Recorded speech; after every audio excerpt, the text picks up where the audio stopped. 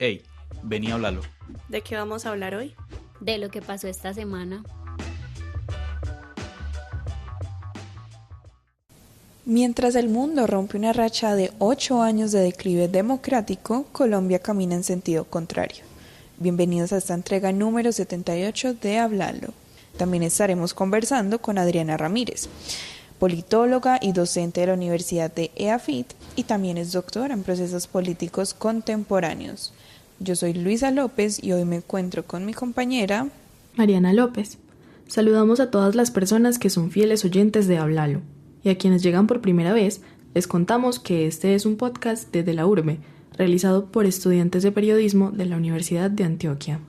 Así es, Mariana. Antes de entrar en los detalles de Colombia, es vital entender de dónde viene esta información.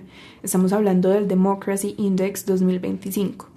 Este reporte lo genera la EU Economist Intelligence Unit, la división de inteligencia de The Economist Group, una organización con más de 75 años de trayectoria y una red de 400 analistas que vigilan lo que pasa en más de 150 países y calificándolos según 5 áreas: procesos electorales, libertades civiles, funcionamiento del gobierno, participación política y cultura política. Y por esto, este es literalmente el documento que consultan los gobiernos y las grandes instituciones financieras del mundo para saber qué tan seguro y estable es un país. El texto también es tajante. Desde el 2021 y de manera continua, Colombia se ha mantenido en la categoría de democracia con fallas. Pero lo verdaderamente preocupante es la velocidad del deterioro dentro de esta misma categoría. Este es un documento que aporta información de gran relevancia para la ciudadanía en Colombia, y mientras en el mundo y en otros países de América Latina como República Dominicana, Bolivia y Paraguay se ven signos de mejoría, nuestro país va en declive.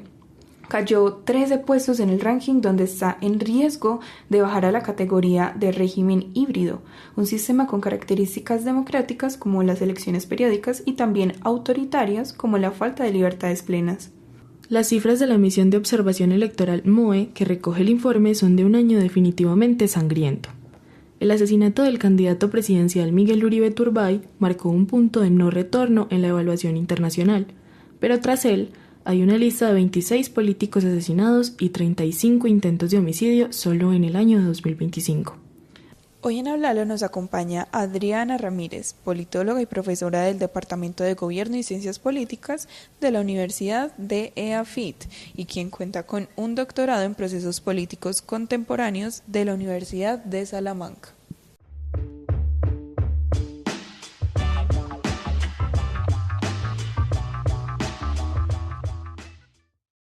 Bueno, 3, 2 y...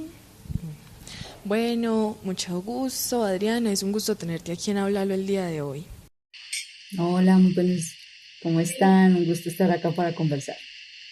Listo, Adriana, entremos de una vez en materia. Vos tenés conocimiento sobre el The Democracy Index. Es una publicación que lanza The Economist, que es como un ranking en donde están como las democracias a nivel global y las categorizan. Entonces, Colombia registró la caída de puntuación más pronunciada de toda América Latina en 2025. Y Adriana, desde su perspectiva como politóloga, ¿cuál es su lectura sobre este fenómeno?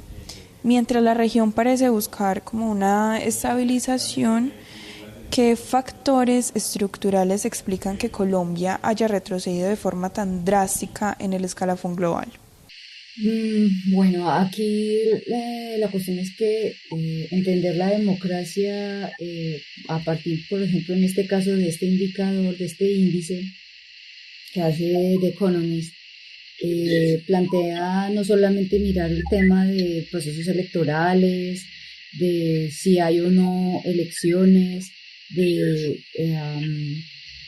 con qué regularidad se realizan, sino también ir a mirar otras dimensiones que tienen que ver con la democracia, que de pronto son dimensiones sobre las cuales, al menos nosotros en el plano colombiano o en el contexto colombiano, solemos conversar menos, que trascienden lo institucional. Entonces creo que aquí empiezan las reflexiones acerca de esos factores no institucionales que pueden estar influyendo en cierto desgaste en términos de lograr consolidar unas condiciones democráticas mucho más sólidas. Algunas de ellas tienen que ver, por ejemplo, con la libertad de expresión, que es un asunto que no es nuevo. Por ejemplo, en momentos electorales se exacerba mucho más la persecución, si se quiere, o la inquina para señalar a quienes opinan o piensan de una manera diferente.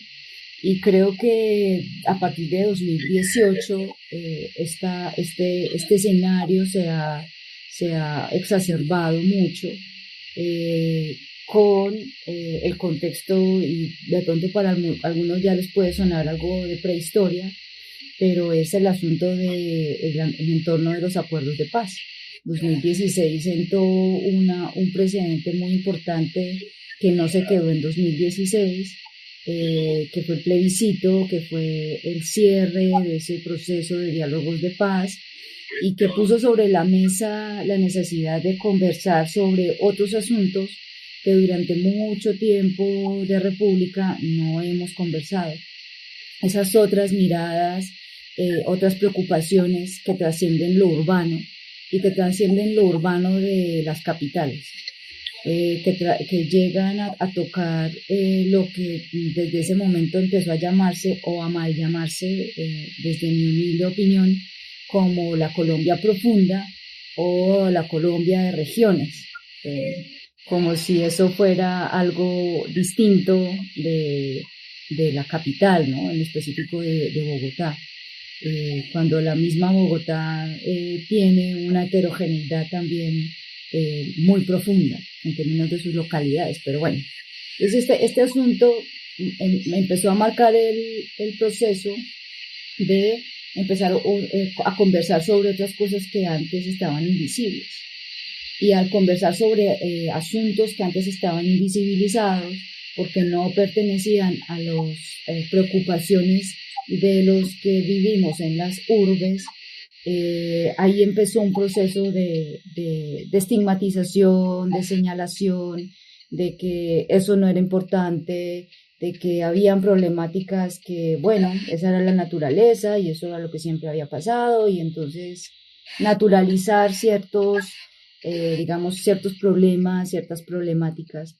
Entonces, para mí lo que yo empecé a vislumbrar desde el plebiscito en adelante se consolidó en las elecciones de 2018, fue ese señalamiento a quien piensa diferente. Y entonces no es una atención respetuosa a quien piensa diferente, sino una estigmatización. Entonces se le ponen etiquetas a quien piensa de una manera disruptiva, o que pone sobre la mesa temáticas que antes en el statu quo se creían normalizadas. No quisiera entrar a dar ejemplos, pero es como el asunto sobre el cual quisiera llamar la atención, porque se hizo evidente en 2018, evidentemente en 2016 con las campañas del sí y el no, esto cada vez se exacerbó más. En 2018 se consolidó porque hubo unos actos muy preocupantes de retroceso en términos de no permitir que ciertos candidaturas llegaran a ciertas zonas, y aquí no solamente de uno u otro espectro, sino de ambos lados. En algunos territorios fue no impedido, pero sí no se le permitía ni siquiera realizar sus actividades de proselitismo. Entonces creo que para mí desde 2018 empezó a pasar esto en términos de lo no institucional. O sea, las instituciones, nosotros, y lo vamos a revisar en el caso colombiano, cumplimos con todo lo que marca en términos de consolidación de la democracia, pero la parte no institucional, la parte que corresponde más a la societal, todavía hay unos desafíos muy grandes, y es la posibilidad de generar procesos hablo específicamente de la libertad de expresión, que no solamente están limitados a la libertad de prensa, porque muchas veces dicen, pero pues ahí hay prensa, y no pasa como en otros casos en donde sí, exactamente, eso es lo institucional. La cuestión es la libertad de expresión. Y entonces esto también se ha exacerbado mucho más con las redes sociales, en las que pues todavía en términos, ustedes me estaban preguntando en términos de los factores que han influenciado, es que nosotros seguimos todavía sin una política de regulación de las redes sociales en términos de estos procesos de estigmatización, persecución, que no contribuyen a un debate democrático, fuera o en el marco de unas elecciones.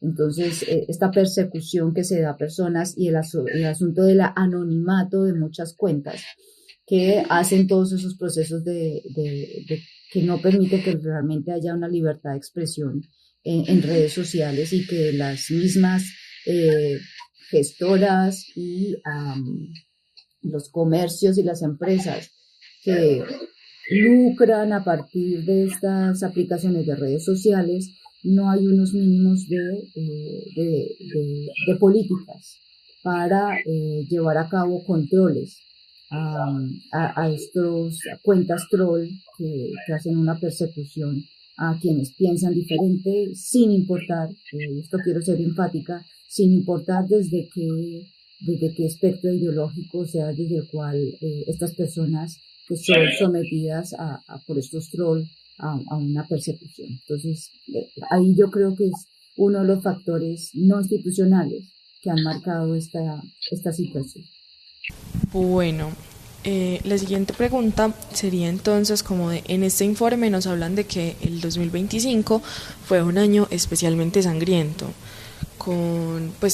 marcado con el asesinato de Miguel Uribe Turbay, con además 35 intentos de asesinato en el año.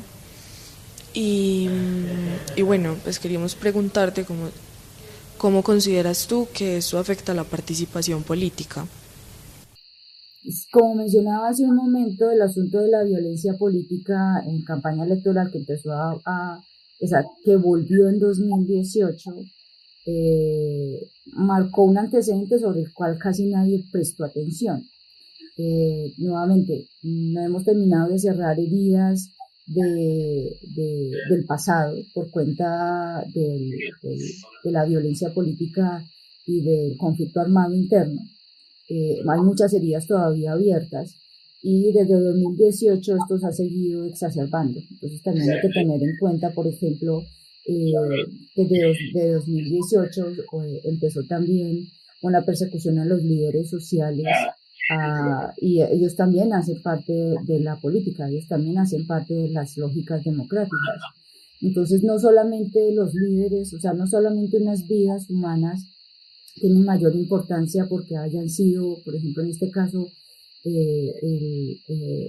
este desafortunado hecho del precandidato, lastimosamente termina marcando, siendo la punta del iceberg de hechos en donde hay una persecución por cómo se piensa.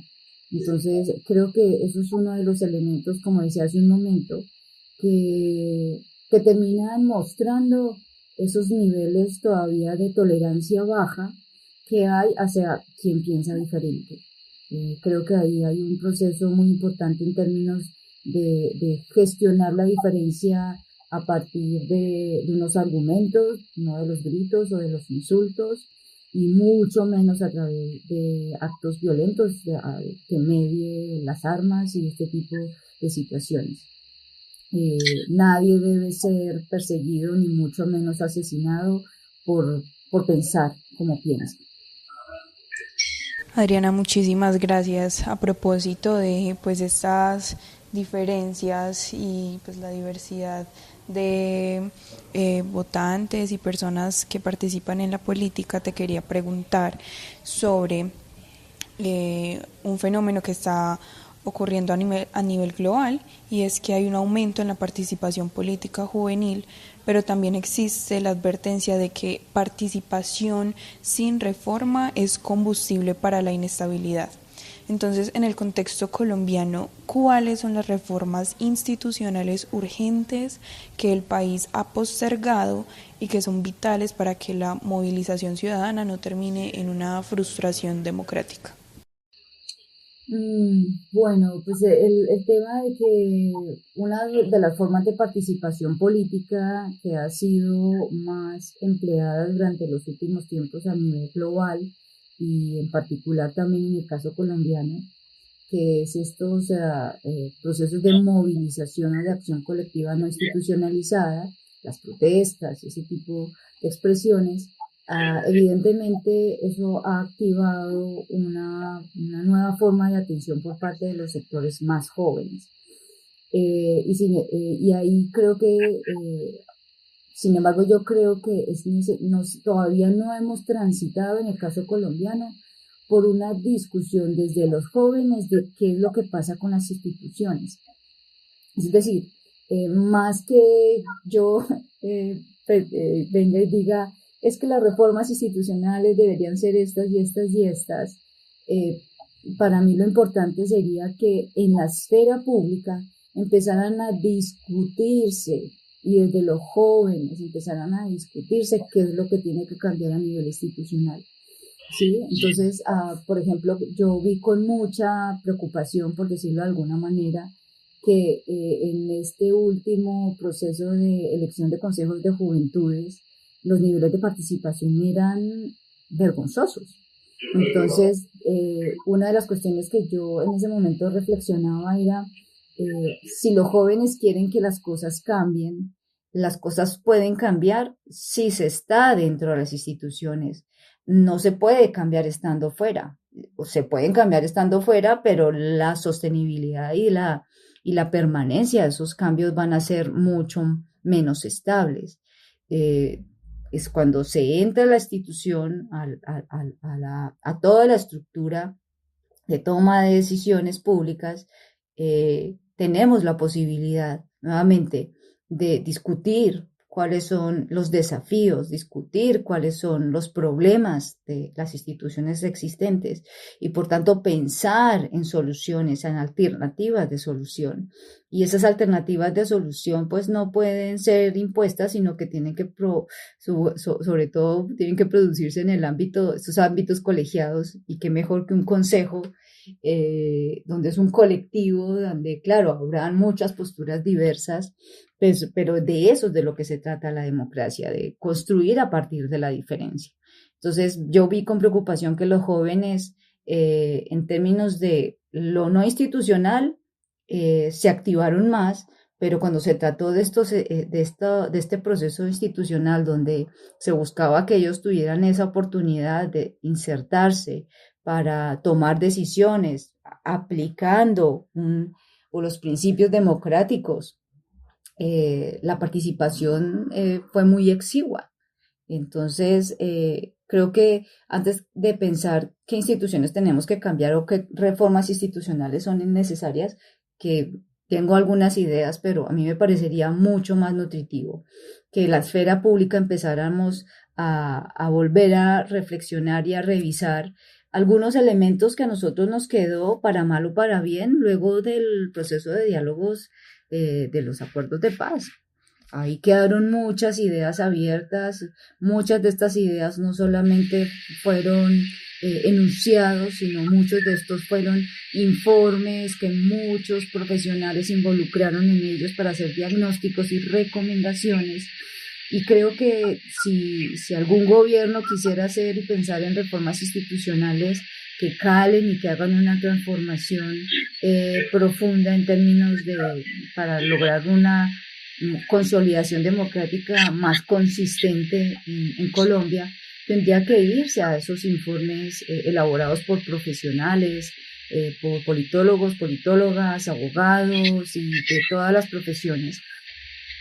Sí, Adriana, muchas gracias.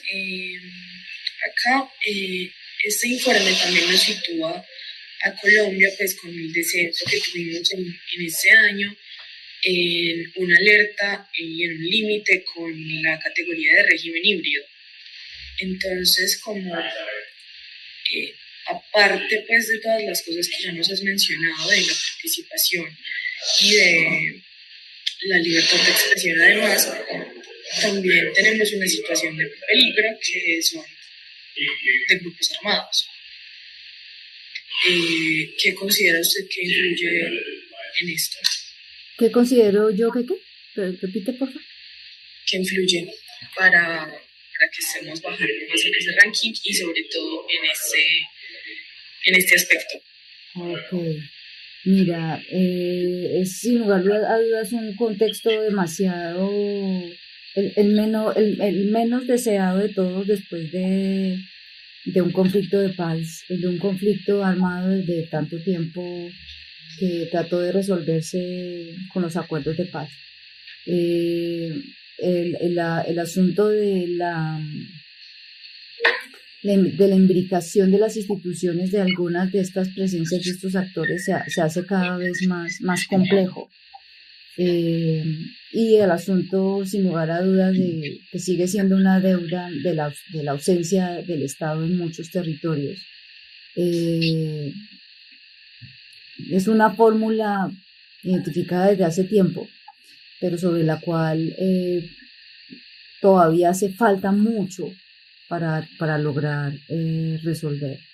Entonces creo que ahí, sin lugar a dudas, el asunto de la seguridad de la presencia de grupos armados al margen de la ley que entran a entorpecer, enrarecer y dar lugar a situaciones de revés democrático y de revés de bienestar de la gente, de bienestar de vida, de calidad de vida para las personas. Y nuevamente esto sumado a una ausencia estatal,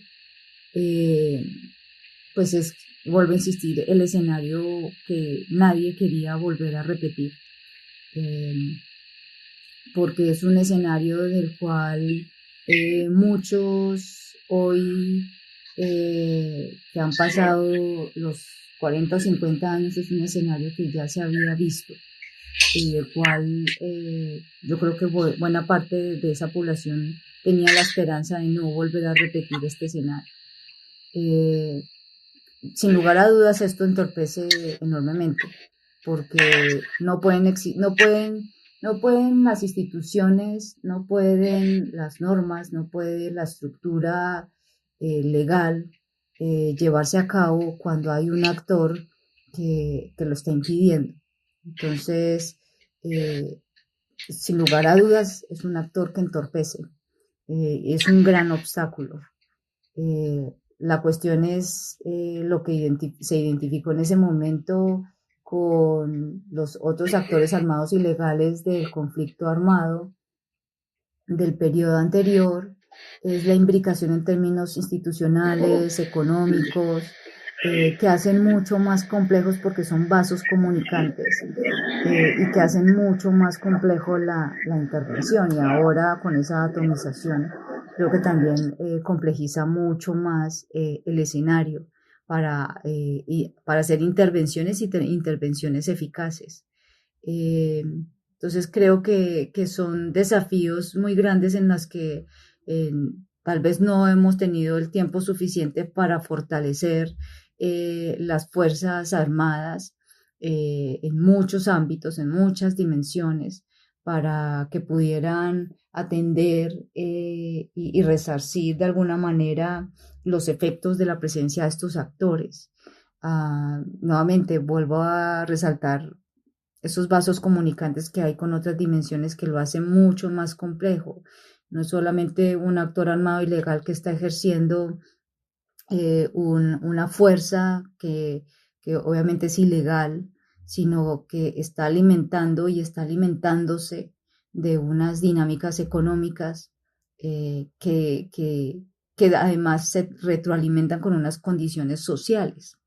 Entonces, es muy complejo y el asunto de que por más de que tengamos unas instituciones sólidas en términos tanto de la estructura normativa para tratar de resolver muchas problemáticas y mantener unas condiciones democráticas, en términos de la representación política, en términos de la participación ciudadana, en términos de la separación de ejecutivo-legislativo, en términos del papel de las cortes, en términos de la separación del Banco Central respecto a las influencias políticas, partidistas más específicamente. O sea, esa estructura está muy bien diseñada, está muy sólida hasta ahora. La cuestión es lo otro que nuevamente es lo no institucional, y es donde nosotros en términos, vuelvo a reiterar y de esta manera mucho más directa, tenemos todavía una cultura política en donde hay que reconstruir esa confianza en las instituciones, esa confianza en el otro, a volver, si es que alguna vez lo tuvimos, la confianza en términos de esa tolerancia política, y no la tolerancia de me tengo que aguantar a sino una tolerancia de respeto a quien piensa diferente a mí, y busco comprender y saber por qué piensa de esa manera, con la expectativa de que estamos en un mismo territorio y que este territorio pues todos queremos mantener pues la convivencia en él, o unas condiciones comunes para compartir. Entonces creo que ese espíritu es el que todavía como sociedad no tuvimos la oportunidad de poder recuperar, si es que alguna vez lo tuvimos, para poder crear desde allí una sociabilidad diferente a la que ya conocíamos. Ya para ir cerrando, una última preguntita, y vamos a hablar sobre pues el panorama que estamos viendo en estos momentos de declive. Entonces, ¿cuál debe ser el rol de la academia y de las organizaciones civiles para prevenir como un mayor descenso en el informe del próximo año? Y también si es posible recuperar la confianza electoral cuando el debate se centra más en dudas sobre el software que usan para los votos que en la transparencia de los recursos. No son preguntas sencillas ni fáciles de contestar. Claro, uno puede hablar desde el mundo idealizado de cuál es el papel de la academia en el sentido más amplio, porque creo que para mí la academia no es solamente las universidades, sino también son los otros niveles educativos, secundaria y primaria, porque allí también se gestan esas bases de la ciudadanía. Entonces creo que tenemos unos desafíos muy grandes en términos de poder identificar qué es lo que les está preocupando a los niños, niñas, adolescentes y a esos jóvenes adultos, pensando en todos los niveles educativos, en un sentido más amplio de academia. Qué es lo que les inquieta y cómo ven, en este caso los niños y adolescentes, cómo ven ese mundo adulto, en términos de empezar a crear también unas conversaciones mucho más profundas, en el que nos empecemos a ver como sociedad en un conjunto, en el que mis decisiones como adulta involucran el futuro inmediato o posterior de alguien que están haciendo hoy. Entonces, es como empezamos a tener unos nuevos sentidos de sociedad, y no un sentido de sociedad de lo que me interesa a mí y lo que me beneficia a mí y no me interesa al resto.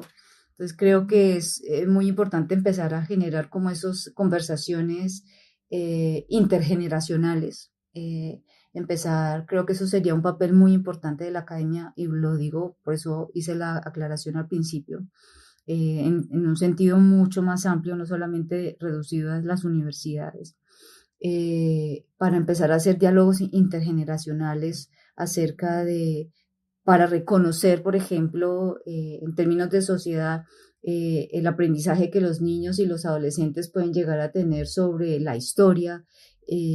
Muchas veces se queda de una manera muy fría en un libro o en una repetición de fechas, pero cuando es una persona mayor la que me cuenta lo que vivió, cómo lo percibió, y voy teniendo percepciones de diferentes mayores que me cuentan sus vivencias de diferentes hechos que marcaron a la sociedad.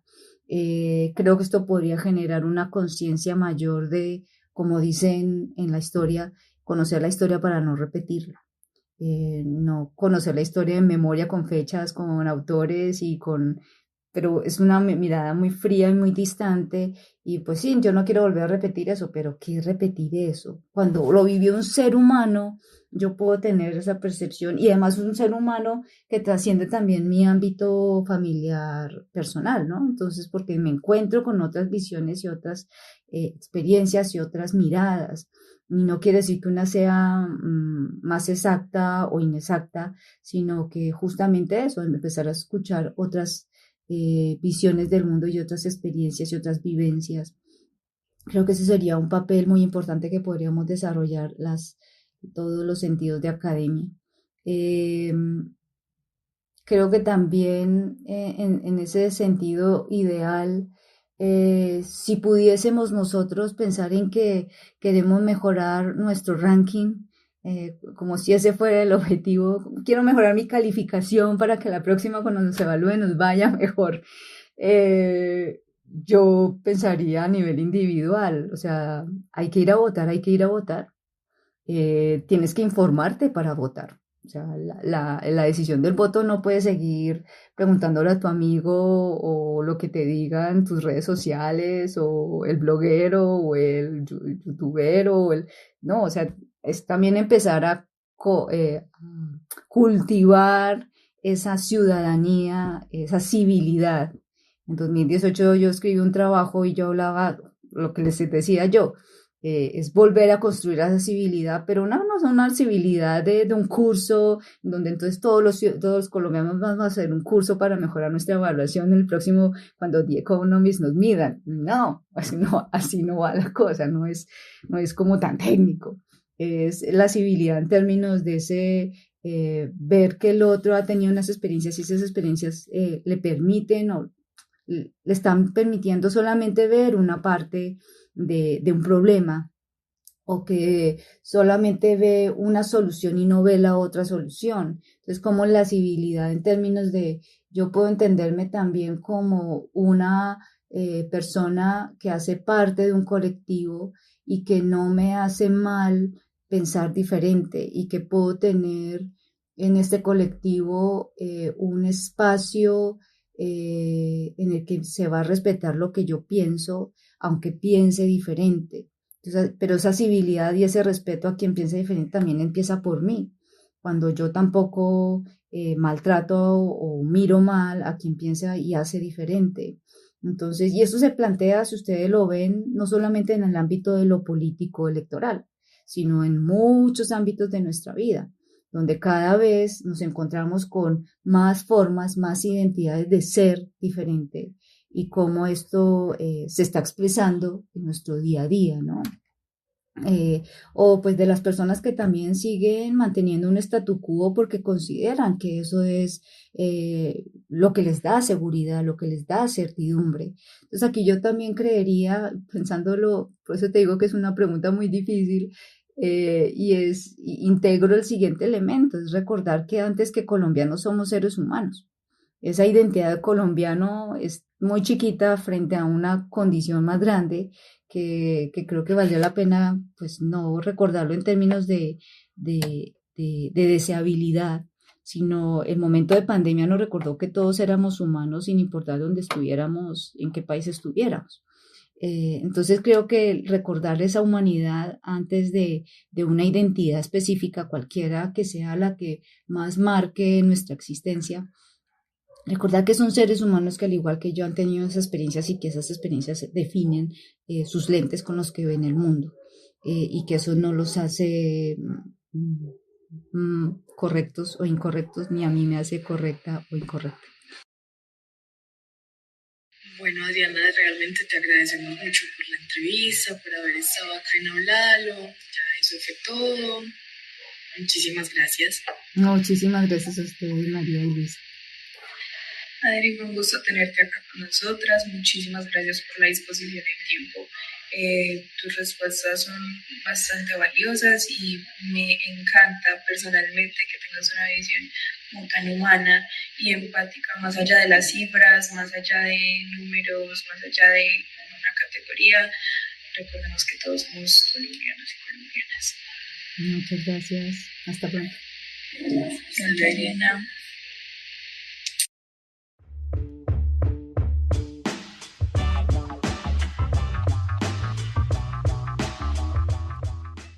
Continuamos con las 5 noticias del día. Ojo al dato, Alejandra Barrios, directora de la MOE, advierte que es improbable que algún candidato gane en primera vuelta este 31 de mayo, debido a la dispersión de votos. También alerta por la presión de grupos armados en el suroccidente del país y denuncia un grave subregistro en el dinero de las campañas reportadas oficialmente. Ahora es oficial, Shakira interpretará la canción oficial de la Copa Mundial de la FIFA 2026. Se llama Die Die y se estrenará oficialmente el jueves 14 de mayo. La gobernación de Antioquia confirmó el asesinato del periodista Mateo Pérez, quien fue visto por última vez el 5 de mayo en el municipio de Briceño. Según la Defensoría del Pueblo, las disidencias de las FARC serían las responsables del asesinato, que ocurrió en el mismo lugar donde fue visto por última vez.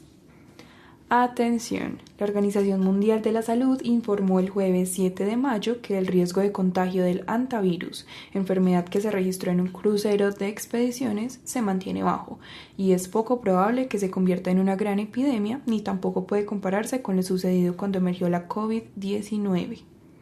Un artefacto explosivo fue lanzado contra el casino Broadway en el sector de la 70 en Medellín. Por el momento, el atentado dejó a 2 personas heridas, una mujer de 73 años y un patrullero de la policía.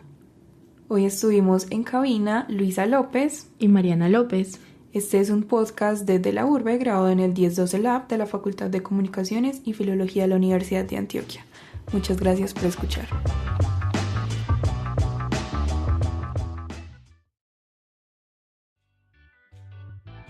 Recuerda seguirnos en nuestras redes sociales como @delaurbe en Instagram y TikTok y @delaurbe_lab en X. Además, podrás ampliar todo el contenido en nuestro sitio web.